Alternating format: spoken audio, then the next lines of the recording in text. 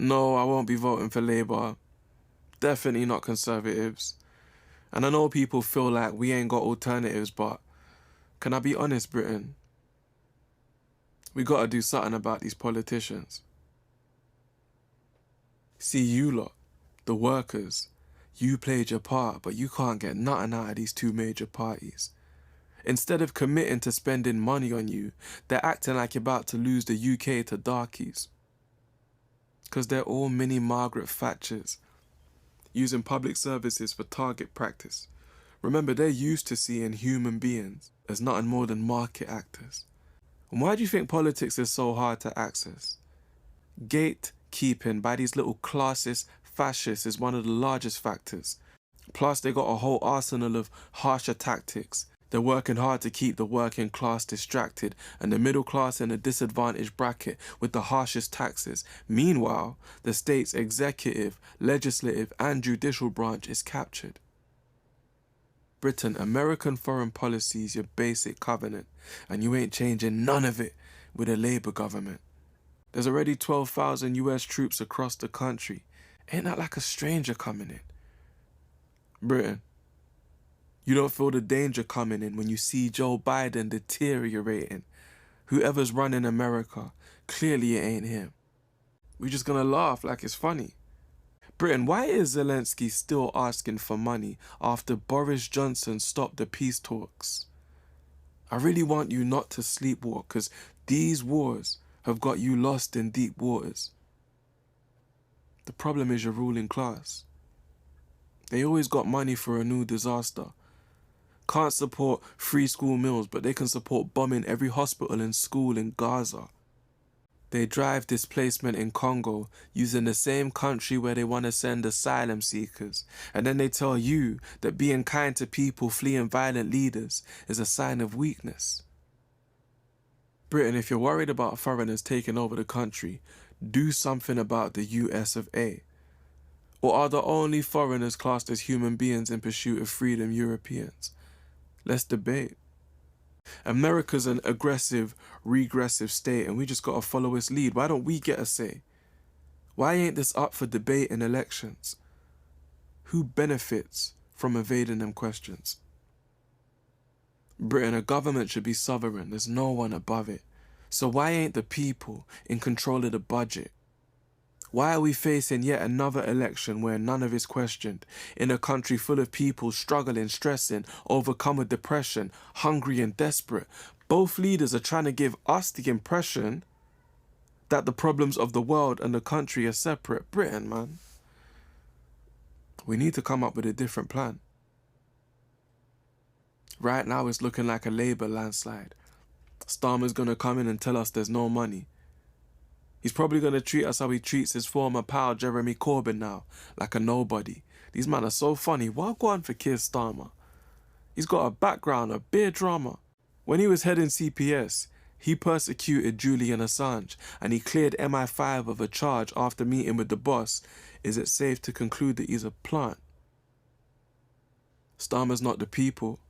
Anyone can see. In CPS, he was living very comfortably. I'm talking $2,000 a week of taxpayers' money on a chauffeur just to go work 4 miles from his home turf. And that's the man who's supposed to manage the country's debts responsibly. He switched up his image and then he won a seat after telling everybody he backed Corbyn. 5 years later, he's leading Labour, backstabbing Jeremy, trying to deplatform him. See, Keir says anything when he needs a favour. He's from a world that rewards Weasley behaviour. Under Starmer's leadership, the party became the opposite of what Corbyn had in mind. Since he took control, it's been walking back in time, but let the media tell it. He brought it back in line. Is that what you call spying on Muslim party members? Suspending the longest-serving black MP for pointing out the hierarchy of racism and kicking out Jews who supported Palestine? I agree that the Tories have to go, but supporting war crimes, surely that's a no. It's probably why Starmer's facing a challenge in his own constituency. He's undermined his own legitimacy. Bro, it's sickening to see. I don't know how you lot are gonna vote, it's bigger than me. But if Labour have secured a significant lead and you want the Tories out, The best time to vote for a third-party candidate is surely now. We ain't beholden to these gangsters. Starmer's facing a challenge in Holborn and St Pancras.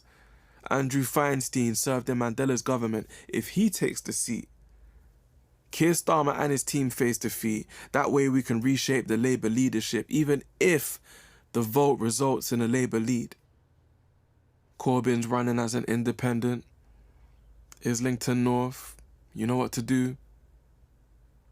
The accusations against him have been debunked and he hasn't gone against the country's interests once. In Parliament as an independent voice, he could represent a legitimate sense of choice. We're talking real people with real support, like Leanne Mohammed up in Ilford North or Jodie McIntyre in Birmingham Yardley.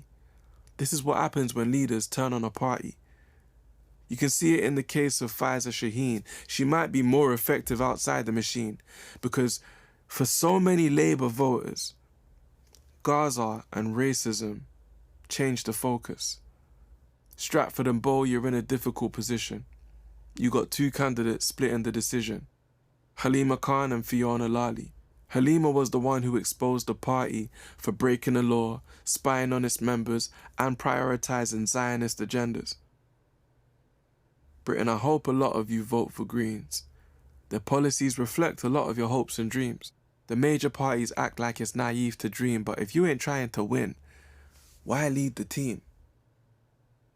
And for those who plan to vote reform, Nigel Farage is a man who won't perform. You saw him for decades. He campaigned for Brexit, and when it came to doing the work, he made an exit. He didn't have a plan then, doesn't have a plan now. People take him seriously. I don't understand how, but this is what I'm saying, if I'm honest, Britain. You need to do something about these politicians. The country's already been taken over by foreigners, just not the foreigners you were told to hate.